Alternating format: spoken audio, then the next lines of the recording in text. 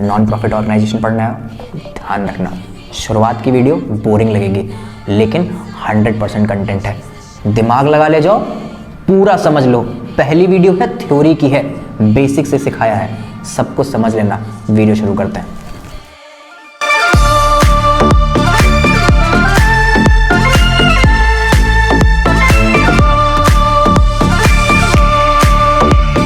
So non profit organisation, अगर non profit organisation के बारे में बहुत बेसिक तरीके से बात की जाए या फिर बहुत ज़्यादा वास्ट तरीके से बात की जाए कि मेरे को सब आता है, देखिए हम लोग इस तरीके से एज्यूम करके चल रहे हैं कि आपको 0% की नॉलेज है तो उस हिसाब से पढ़ाया जाए। तो मेनली क्या है, non profit organisations are set up with the objective to further cultural, educational, health, religious, public services to public और members etcetera. Profit comes as surplus is incidental to carry out on its activities. In contrast, business activities are set up with an objective of earning profit. It is a separate legal entity not owned by an individual or an institution or an enterprise. Example: schools, colleges, public hospitals, etc. And so on. अगर theory के बारे में देखा जाए तो theory यहाँ पे बहुत सारी है। मैं तुमसे यहाँ पे ये बात कर रहा हूँ कि नॉन प्रॉफिट ऑर्गेनाइजेशन होती क्या है। Non profit organisation simply means, जैसे हम थोड़ा सा क्लास 11th में शिफ्ट करते हैं। क्लास 11th में हमारा एक फाइनेंशियल स्टेटमेंट था। उस फाइनेंशियल स्टेटमेंट में हमारी 3 चीज़ें कैरी ऑन होती थी। पहली, दैट इज ट्रेडिंग अकाउंट, दूसरी हमारा P&L और तीसरी बनती थी बैलेंस शीट। ओवरऑल इस साल P&L जो अकाउंट है उसकी जगह ले ली है इनकम एंड एक्सपेंडिचर अकाउंट ने। सर हमको तो कुछ भी नहीं आता, हमने क्लास 11th में नहीं पढ़ के रखा है, तो थोड़ा सा बेसिक से बताया जाए। अब बड़े आराम से समझिएगा इस चीज़ को। फॉर एग्जाम्पल मैं यहाँ पे एक चीज़ ड्रॉ करता हूँ। ओके, सो कॉमर्स क्लब मेंबर्स, उनको ये बहुत ज़्यादा आइडेंटिकल है ये पिक्चर, इसको हर एक्सप्लेनेशन में हम यूज़ करते हैं। तो ओवरऑल ये हमारे पास एक फैक्ट्री है और इस फैक्ट्री की कुछ इनकम होती है और इसके कुछ खर्चे भी होते हैं। इस फैक्ट्री की कुछ इनकम होती है और इस फैक्ट्री के ही कुछ ना कुछ खर्चे होते हैं। इस फैक्ट्री की सारी इनकम को जोड़ लेते हैं। फॉर एग्जाम्पल मान लेते हैं ये 10 लाख की इनकम हो रही है और इसके खर्चे हो रहे हैं ओवरऑल 5 लाख के। तो अल्टीमेटली हमारे पास 10 लाख की इनकम है और उसमें से हमने अगर 5 लाख के खर्चे निपटा दिए तो ओवरऑल हमारे पास बचता है 5 लाख रुपए, जिसको हम लोग ग्रॉस प्रॉफिट बोलते थे। ओके, ये जो 5 लाख के खर्चे थे इसको हम लोग ग्रॉस प्रॉफिट बोलते थे। इसको फर्दर ट्रांसफर कर दिया जाता था ऑफिस में। ओवरऑल सिर्फ एक बिजनेस में जहां पे सिर्फ कारखाने से काम नहीं चलाया जा सकता, वहां पे ऑफिस का भी यूज होता है। तो मेनली हमें एक और यहां पे हम स्केच बनाते हैं कि ये हमारा एक ऑफिस है। Okay, I don't want to draw anymore. ठीक है, तो ये हमारा एक ऑफिस है।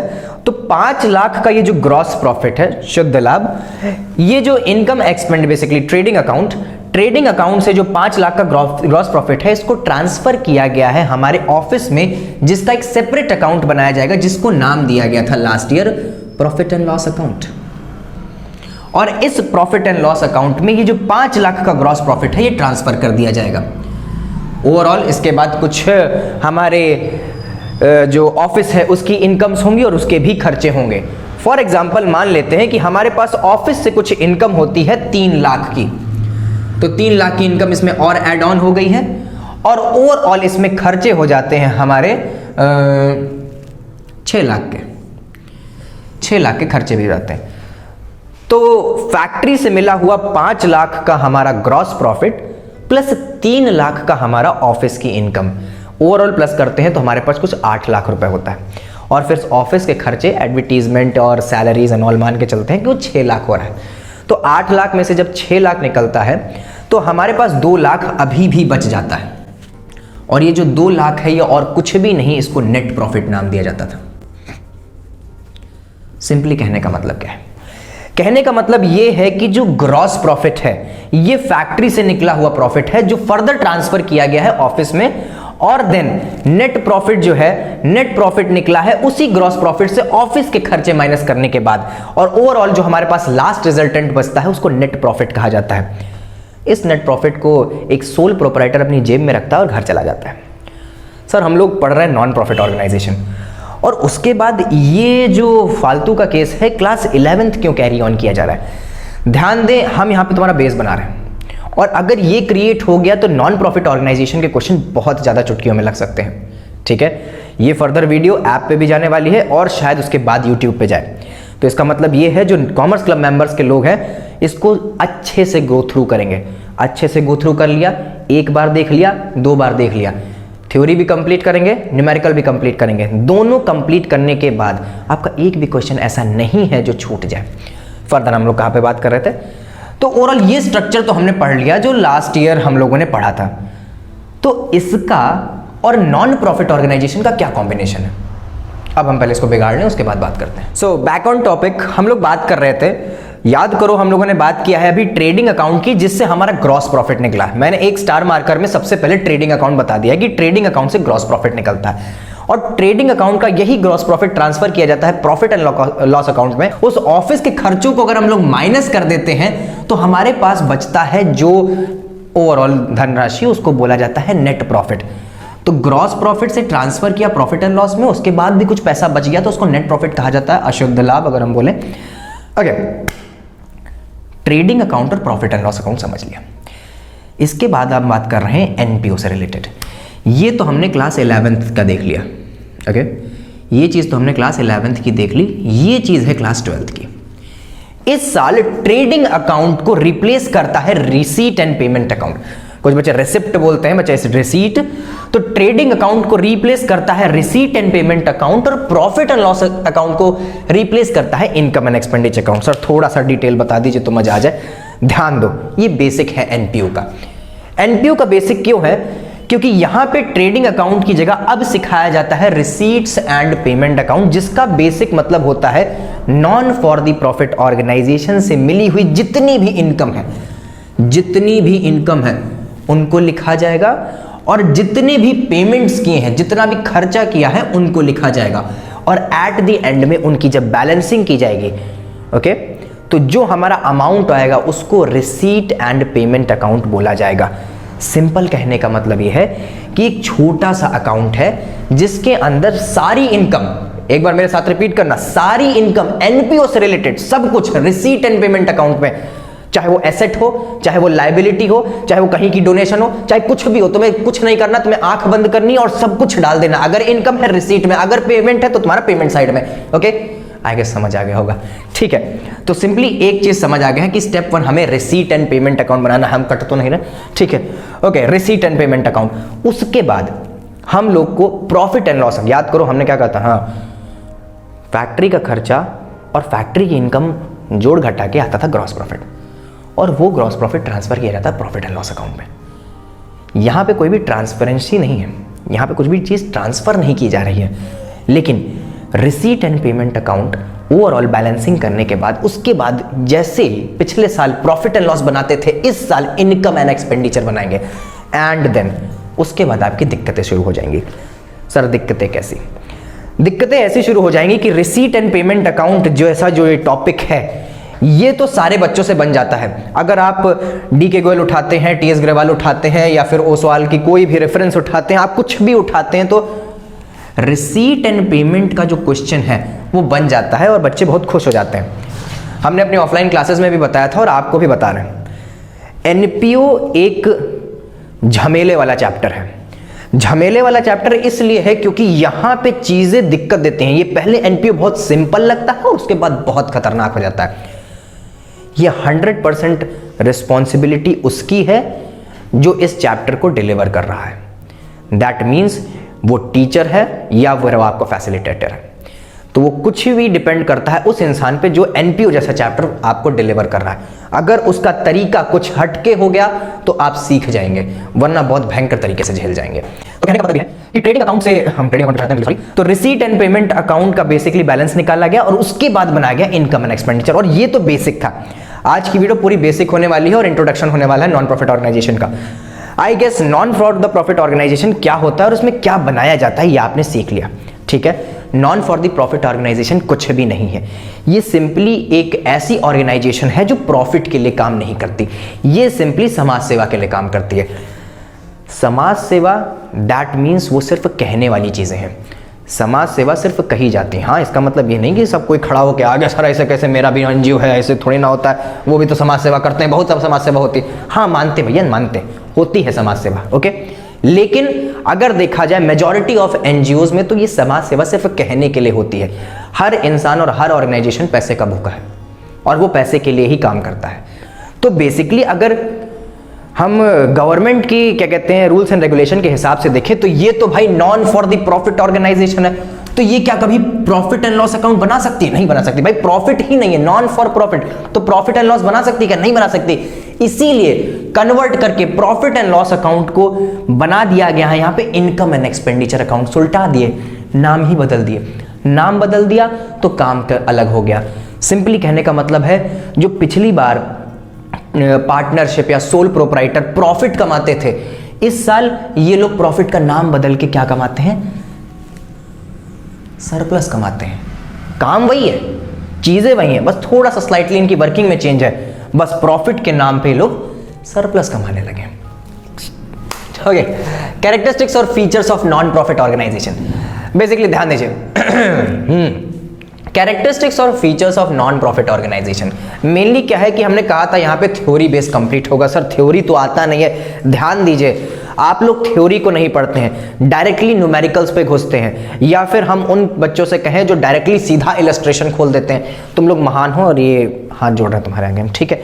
ध्यान दीजिएगा, आप लोग अगर कोई चीज का ABC नहीं सीखते हैं तो वर्ड्स नहीं बना सकते, इसलिए बेसिक एजुकेशन बहुत जरूरी है। बात कर रहे थे कैरेक्टरिस्टिक्स और features of non profit organisation. सबसे पहले एंटिटी, जिन बच्चों को नहीं पता एंटिटी कंसेप्ट क्या होता है, सेपरेट लीगल एंटिटी कंसेप्ट ये बताता है कि जो आपकी ऑर्गेनाइजेशन है और जो आप हैं ये दोनों ही अलग अलग हैं। सर अलग अलग ही हो सकते हैं, हम ईटा पत्थर थोड़ी ना बन सकते हैं, हाँ ऑब्वियसली मानते हैं, लेकिन ये अलग नाम से जानी जाएगी और आप अलग नाम से जाने जाएंगे। मींस अगर आपको केस करना है तो सैमसंग कंपनी पे करेंगे, ना कि उनके एम्प्लॉइज पे। दैट मींस ये सेपरेट लीगल एंटिटी है। सेपरेट मतलब अलग अलग, लीगल मतलब बाय लॉ, एंटिटी मतलब पहचान। तो separate legal entity non profit organisation की भी होती है। फॉर एग्जांपल स्पोर्ट्स क्लब एक अलग नॉन प्रॉफिट ऑर्गेनाइजेशन होगा और उसमें रहने वाले ट्रस्टी मेंबर्स या फिर उसके सब्सक्रिप्शन लेने वाले लोग वो अलग नाम से जाने जाएंगे। ओके, आई खूब समझ गए होंगे। तो एंटिटी कंसेप्ट के बाद आते हैं पर्पस। बेसिक पर्पस होता है एक नॉन प्रॉफिट ऑर्गेनाइजेशन का समाज सेवा। 100% दिमाग में लॉक कर लो, समाज सेवा। Non profit organisation is equal to समाज सेवा, लेकिन हाँ सब दिखावे की होती है। ओके, उसके बाद करते हैं ओनरशिप। ओनरशिप बेसिकली अगर हम बात करें तो एक बड़ी सी ऑर्गेनाइजेशन एक लंबे स्तर के लिए फॉर 10, 20, 30, 50, 100 ऑफ ईयर्स और एक बहुत लंबी ज्योग्राफिकल एरिया कंबाइन करने वाली एक एंटिटी होती है नॉन प्रॉफिट ऑर्गेनाइजेशन। तो क्या एक बंदा उसको संभाल सकता है? ऑब्वियसली नहीं। Bill Gates and Melinda Gates foundation एक बहुत बढ़िया एग्जांपल है जिसने हमारा पोलियो मुक्त भारत किया है। वो भी एक एनजीओ है। ओवरऑल ओनरशिप हाँ मान सकते हैं, हेड है या फिर उनका एक जो नींव रखी है वो बिल गेट्स ने रखी है ओवरऑल, लेकिन ध्यान दें ओनरशिप कोई एक इंसान नहीं मैनेज कर सकता। इसलिए ओनरशिप जो है इनकी बहुत वास्ट होती है और मैनेज करने वाले ट्रस्टी और उसके मेंबर्स होते हैं। उसके बाद profit is not the objective. Obviously बात है non for the profit organisation है, मतलब प्रॉफिट के लिए काम नहीं करे तो ऑब्वियसली बात है प्रॉफिट ऑब्जेक्टिव नहीं होने वाला इनका। Next management. मैनेजमेंट इनका ट्रस्टी और उसके बेसिकली हमारे जो कम्युनिटी मेंबर्स होते हैं वो करते हैं। सिंपली दैट्स इट, और कुछ भी नहीं है। एंड देन फंड रेज होते हैं इनके रेज जो फंड रेज होते हैं वो बाय सब्सक्रिप्शन और डोनेशन होते हैं। और आगे फर्दर बहुत सारे टर्म्स पढ़ने वाले हो तुम लोग, वो तो आगे बात करी जाएगी नेक्स्ट वीडियो में। तो कहने का मतलब ये है जो फंड रेजिंग होती है, फंड रेजिंग आपकी सब्सक्रिप्शन, डोनेशन स्पेसिफिक हो सकते हैं, जनरल हो सकते हैं, वो बहुत कुछ आएगा जिससे आपका जो फंड है वो रेज होगा। ऑब्वियसली बात है non for the profit organisation. किराने की दुकान नहीं है जो बेच के सामान खरीद लिया और इनके पास पैसे आ गए। यहाँ पे फंड जो होता है बेसिकली इनकम जो होती है कुछ अलग तरीके से निकाली जाती है और वो अलग तरीका क्या होता है वो न्यूमेरिकल्स में समझ आएगा बच्चा। ओके, उसके बाद फाइनेंशियल स्टेटमेंट। ऑब्वियसली बात है जैसे हर ऑर्गेनाइजेशन और हर एक ऐसा इंस्टीट्यूट जो मॉनेटरी टर्म्स में डील करता है उसका फाइनेंशियल स्टेटमेंट बनाया जाता है। तो simply non for the profit organisation का भी फाइनेंशियल स्टेटमेंट बनता है और वही तो तुमको पढ़ना है। पूरा 12th तुम लोग फाइनेंशियल स्टेटमेंट ही पढ़ते हो। लास्ट बुक देख लो, फर्स्ट बुक देख लो, सब तो तुम्हारा फाइनेंशियल स्टेटमेंट पे है। तो कहने का मतलब यह है कि नॉन प्रॉफिट ऑर्गेनाइजेशन का, प्रॉफिट नहीं प्रॉफिट, तो नॉन प्रॉफिट ऑर्गेनाइजेशन का भी फाइनेंशियल स्टेटमेंट बनता है। ओके, तो हमारा नेक्स्ट टॉपिक है फाइनेंशियल स्टेटमेंट और final accounts of NPO. Basically हमने बात करने जा रहे हैं final statements of non profit organisation. Sir शुरू तो हुआ नहीं non profit organisation, financial statement पे पहुंचे? हाँ पहुंच गए। ओके, कहने का मतलब ये है कि पूरा आपका जो चैप्टर है वही फाइनेंशियल स्टेटमेंट पे है। मेनली जो फाइनेंशियल स्टेटमेंट है नॉन प्रॉफिट ऑर्गेनाइजेशन के, वो 3 तरीके के हैं: receipts and payment account, income and expenditure account, and after that the last में बैलेंस शीट। आपको सबसे पहले इनकम एंड एक्सपेंडिचर अकाउंट बनाना सिखाया जाएगा। सारे बच्चे बहुत भयंकर तरीके से इसको बना लेंगे और आधे से ज़्यादा बच्चों को for the total of population ये आता भी होगा। फॉर द टोटल पॉपुलेशन ये आता भी होगा। रिसीट्स एंड पेमेंट अकाउंट आपको आता होगा क्योंकि ओवरऑल ये सिंपल होता है, और दूसरी चीज़ देखा जाए तो एग्जाम में रिसीट एंड पेमेंट अकाउंट दिया ही होता है। मतलब आप जितना भी इस पे महारत हासिल कर दें, एट द एंड पे वो वेस्ट जाने वाली है, क्योंकि receipt and payment account question में गिवन होता है और उससे आपको इनकम एंड एक्सपेंडिचर अकाउंट बनाना होगा। सिंपल कहने का मतलब यह है कि रिसीट एंड पेमेंट अकाउंट को पढ़ो और उससे इनकम एंड एक्सपेंडिचर बनाओ और आफ्टर दैट बैलेंस शीट को क्रिएट करो।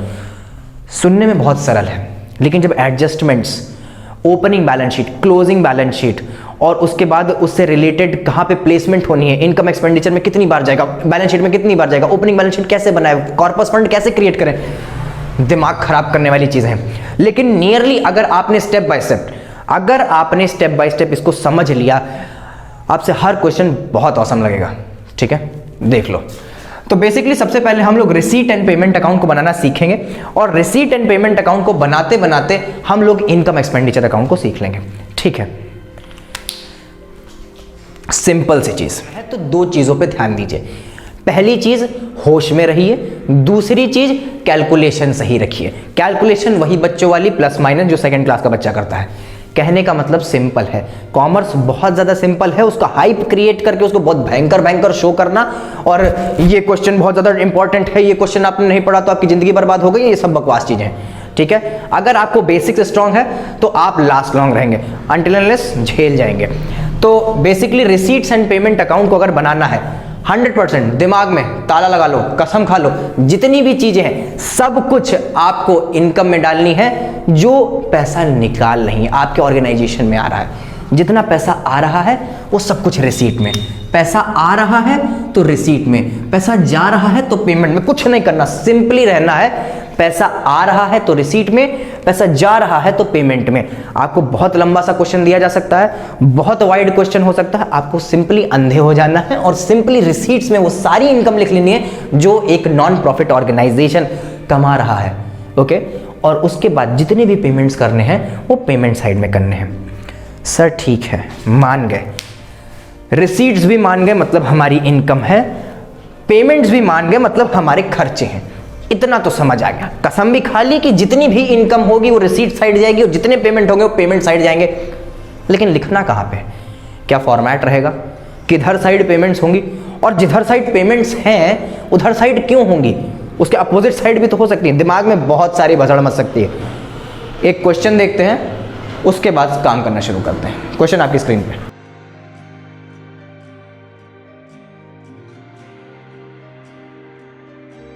ओके, सो अगर इस क्वेश्चन को देखते हैं तो बहुत बेसिक्स है। I am really sorry for that Bawali diagram, मतलब आपका ये जो फॉर्मेट है, लाइनें इतनी अच्छी नहीं खींच सकती।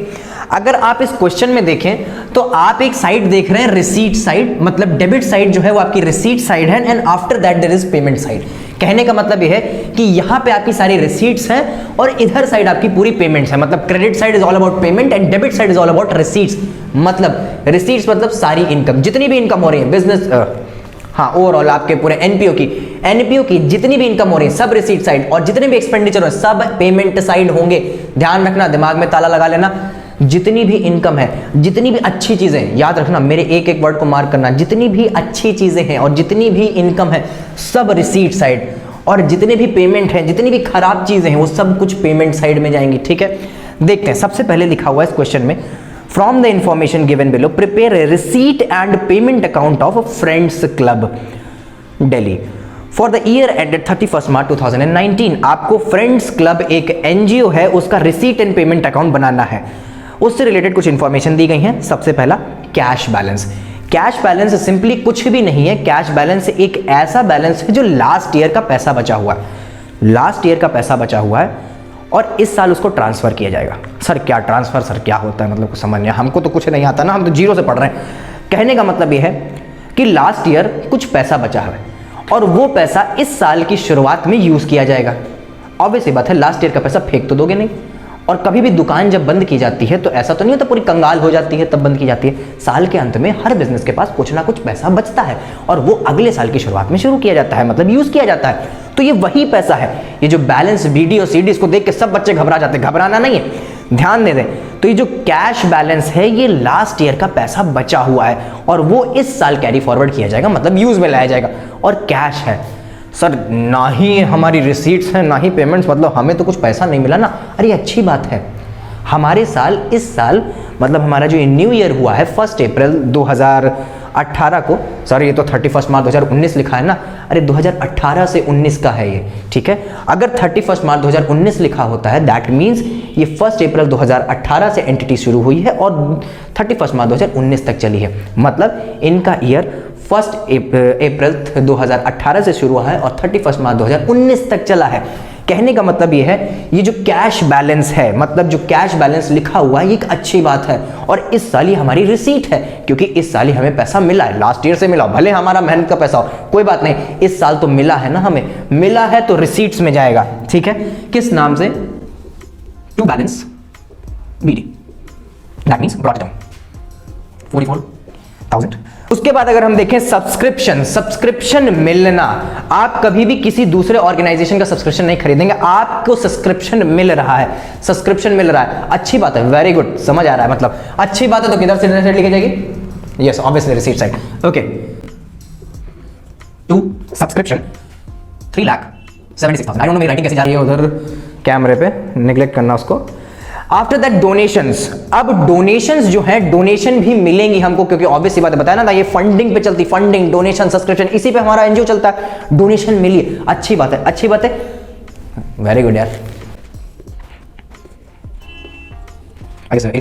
ओके, आफ्टर दैट डोनेशन, उसके बाद हम लोग बात करेंगे entrance fees. Sir entrance fees का है तो ऐसा लग रहा है ना कि हम कहीं पे जा रहे हैं और हमें एंट्रेंस फीस देनी पड़ेगी, नहीं बच्चा, ध्यान रखना, एंट्रेंस फीस हो, डोनेशन हो, आपका फंड्स हो, ये सब कुछ हमें मिलेगा।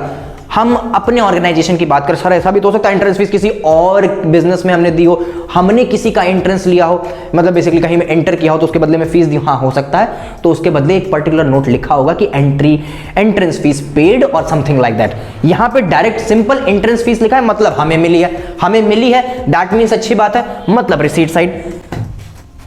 टू एंट्रेंस फी, हम शॉर्ट में लिख रहे हैं, आप लोग को लिखना पड़ेगा 43,000। आफ्टर दैट एंट्रेंस फी के बाद है rent realised from club hall. Club hall से कुछ रेंट मिला है, सर रेंट मिला है मतलब देना होगा। हमेशा याद रखो कि रेंट का मतलब सिर्फ देना ही नहीं होता, रेंट हमें भी मिलता है, ठीक है। तो सिंपली कहने का मतलब है rent realised from club hall का मतलब है रेंट क्लब हॉल से मिला है और क्लब तो हमारा ही है ना। सर किसी और भी फर्म का तो हो सकता है, अरे होता तो नोट दिया होता, हमें पता है, ठीक है, सब ज्ञानी है यार, ठीक है। ओके, तो rent realise from club hall है तो ऑब्वियस बात है, अच्छी बात है, हमें रेंट मिला है। तो टू रेंट नाम से डायरेक्टली लिख दें, आप पूरा रेंट रियलाइज क्लब हॉल लिख सकते हैं अगर इच्छा चाहे तो 50 to 500। And then after that electricity charges. Electricity charges that means आपने बिजली का बिल दिया है। हम ओवरऑल बिजली विभाग तो बन नहीं सकते कि हमें बिजली का बिल मिलेगा, असल मिल भी तो सकता है, अरे नहीं मिल सकता भैया, आपको देना पड़ेगा, देना पड़ेगा, मतलब खराब चीज है, खराब चीज है, गुड। इलेक्ट्रिसिटी चार्जेस के बाद हमारे टैक्सेस हैं, टैक्सेस भी एक खराब चीज है, हमें देनी पड़ेगी और ऑब्वियसली बात है हमारा पेमेंट है तो ये भी पेमेंट साइड पे जाएगा बाई टैक्सेस नाम से। How much? This is 5,000। उसके बाद हमारा है that is our salary and wages. अच्छा, बहुत सारे बच्चों को दिक्कत होती है सैलरी एंड वेजेस और वेजेस एंड सैलरीज को, ठीक है। हमेशा याद रखिए जो पहले होगा वही सुपरसीड किया जाएगा। अगर सैलरी वेजेस है मतलब वो ओवरऑल सैलरीज की बात कर रहा है, अगर वेजेस एंड सैलरी है तो वो वेजेस की बात कर रहा है। मेनली ये रिसीट एंड पेमेंट अकाउंट है, इससे कोई भी मतलब नहीं। आपको कुछ भी इनकम है या फिर कुछ भी पेमेंट है तो आपको पेमेंट साइड दिखाना ही पड़ेगा। अगर ये आपका इनकम एंड एक्सपेंडिचर अकाउंट होता तो थोड़ा सोचते कि सैलरी वेजेस आएगा कि नहीं आएगा। सिंपली ध्यान दें, यहां पे तो आपको अंधे होकर काम करना है, यहां पे जितनी भी पेमेंट है सारी लिखनी है, भले वो किसी से भी रिलेट कर रही हो। यहां पे सैलरी एंड वेजेस ये हमारा एक पेमेंट है, क्योंकि ऑब्वियस सी बात है हम सैलरी थोड़ी ना लेंगे, हमारा तो पूरा बिजनेस है ना। तो after that salary and wages we have honorarium to secretary. Honorarium और टू सेक्रेटरी का मतलब है, कुछ बच्चे हारमोनियम बोल देते हैं, ठीक है, it's not harmonium, it's honorarium to secretary. Honorarium to secretary का मतलब उनके ऑनर या आदर सत्कार में कुछ हमारा खर्चा हो गया, और खर्चा हो गया that means honour to honorarium. हाँ समझ गए, ठीक है। तो ऑनरेरियम का मतलब है आपका खर्चा हुआ है, ऑनरेरियम टू सेक्रेटरी, तो खर्चा हुआ है तो ऑब्वियस सी बात है पेमेंट साइड, तो बाय ऑनरेरियम टू सेक्रेटरी, हमने शॉर्ट में लिखा है, आप लोग को लीजिएगा, ये ऑनरेरियम टू सेक्रेटरी आपका 25,000, हमने 25,000 लिख दिया। उसके बाद इंटरेस्ट रिसीव्ड ऑन इन्वेस्टमेंट, कुछ इंटरेस्ट मतलब ब्याज मिला है हमारी इन्वेस्टमेंट से। सर इन्वेस्टमेंट क्या होता है? ओके देखो, इन्वेस्टमेंट का मतलब होता है जब हम कुछ पैसा कहीं पे लगा देते हैं, हाँ लगा देते हैं, दैट मीन्स उस पैसे से हमने कहीं इसको इन्वेस्ट कर दिया, हमने कहीं पे किसी बिजनेस में लगा दिया और उससे हमें कुछ पैसा मिल रहा है, उस पैसे को बेसिकली डिविडेंड्स और इंटरेस्ट बोला जाता है। जब हमें इंटरेस्ट मिला है, ऑब्वियसली बात है उस इन्वेस्टमेंट पे ब्याज मिला है, तो हमारे लिए अच्छी बात है, इनकम है, और इनकम ऑब्वियसली रिसीट साइड लिखी जाएगी। तो टू इंटरेस्ट ऑन इन्वेस्टमेंट आपको लिखेगा 29,500।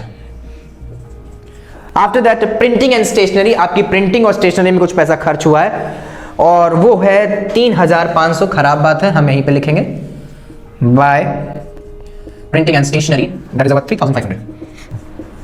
After that petty expenses, petty expenses मतलब आपके छोटे मोटे एक्सपेंसेस, उनको 9,000 दिया गया यहाँ पे वैल्यू, मतलब हमारा खर्चा हुआ है, भले छोटा मोटा ही क्यों ना हो, तो पीटी एक्सपेंसेस लिखा हमने 9,000 रुपीज। आफ्टर दैट 9,000 रुपीज हमारे पास लास्ट है इंश्योरेंस प्रीमियम पेड।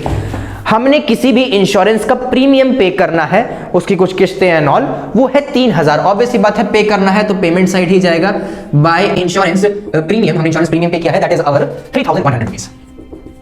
अच्छा सो दैट बड़े आराम से सुनना, आपने पूरा रिसीट एंड पेमेंट साइड बना लिया और ये कितना सरल था। हाँ बहुत बच्चों को आता था, हाँ लेकिन बहुत बच्चों को नहीं भी आता था, कुछ बच्चों ने तो अभी सीखना शुरू किया है, हम उनके लिए बता रहे हैं।